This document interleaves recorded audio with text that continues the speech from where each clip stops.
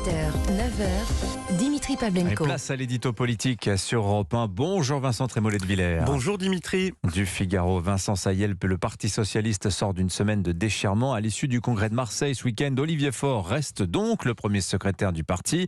Le dénouement fut digne d'une telenovela. Oui, il y a eu un dénouement heureux. Le problème est de savoir s'il restait des spectateurs. Parce que franchement, hormis les quelques milliers d'adhérents du parti et les journalistes politiques, et encore les journalistes politiques chargés de cette rubrique, on peut citer au hasard le talentueux Pierre Lepelletier du Figaro, la guéguerre entre Olivier Faure et Nicolas Meyer-Rossignol, on peut dire que les Français ne s'y intéressent, mais alors pas du tout. Quand Ségolène Royal et Martine Aubry s'affrontaient en 2008 à Reims, ça trichait, ça mentait, ça menaçait comme aujourd'hui, mais les acteurs étaient d'un tout autre niveau. Je parle des premiers rôles, mais aussi des seconds rôles, qui sont très importants dans un film. Jean-Christophe Cambadélis ou Julien Drey, c'était des personnages de Touche pas au Grisby. Il est vrai que depuis, le Grisby électoral s'est évaporé, puisque le parti de Jaurès a fait moins de 2% à l'élection présidentielle. Un cycle historique s'achève dans le minuscule. Même Baron Noir a lâché l'affaire. PS, ça ne veut plus dire parti socialiste, mais parti en solde. Alors, cette réunion était pourtant à Marseille, ville dont le maire est socialiste, comme à Paris. Autrement dit, le PS conserve encore quelques belles places fortes. Oui, le socialisme, même réduit à l'os, garde des positions de pouvoir. Les Parisiens, malheureusement, s'en rendent compte tous les jours. Ça entretient la grande illusion des socialistes qui pensent que le départ d'Emmanuel Macron en 2027 et le plafonnement de Jean-Luc Mélenchon rendront au PS son espace politique. Mais cet espace politique, pourtant, a disparu parce que les socialistes l'ont abandonné. C'est bien simple. En trahissant sa doctrine originelle, le PS a perdu sur tous les tableaux. Il s'est détourné de l'école et de l'usine, il a fustigé l'identité et la laïcité, il a préféré le sociétal au social, et à la fin, c'est Marine Le Pen qui a récupéré les catégories populaires.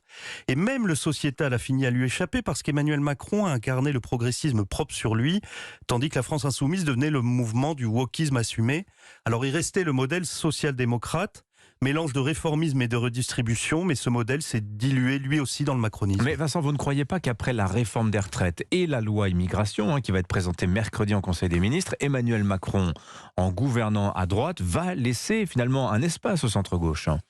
Ça fait 5 ans que le président doit basculer à droite. Et en même temps, il ne le fait pas et il maintient volontairement son ambiguïté idéologique. Et ça ne devrait pas changer. On rappelle quand même que la première ministre Elisabeth Borne, le président du parti présidentiel Stéphane Séjourné et la présidente de l'Assemblée nationale Yael Braun-Pivet sont d'anciens socialistes. La réforme des retraites, avec sa charge symbolique de droite, ne doit pas nous aveugler, Dimitri. À bien des aspects, le macronisme, c'est la continuation du socialisme par d'autres moyens. Ce qui est vrai, en revanche, c'est que l'électorat d'Emmanuel Macron en 2022 est plus à droite qu'en 2017. Le président de la République a récupéré des électeurs LR et il a perdu d'anciens électeurs socialistes. Mais ces électeurs de gauche déçus en 2022 ont préféré Jean-Luc Mélenchon à Anne Hidalgo. Je ne crois pas qu'ils voteront Olivier Faure dans 4 ans. Alors vous me direz, il reste la force de la marque. Ce n'est pas rien pour un parti séculaire. Mais il y a des marques très prestigieuses qui terminent en objet de brocante.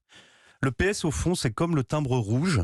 On voudrait qu'il persiste parce qu'il appartient à notre patrimoine, mais comme plus personne ne l'utilise, à la fin, il disparaît. Signature Vincent Trémollet de Villers sur Europe 1. Merci beaucoup Vincent. À la une de votre journal, Le Figaro, la réforme des retraites justement, ces syndicats tentés par la radicalisation.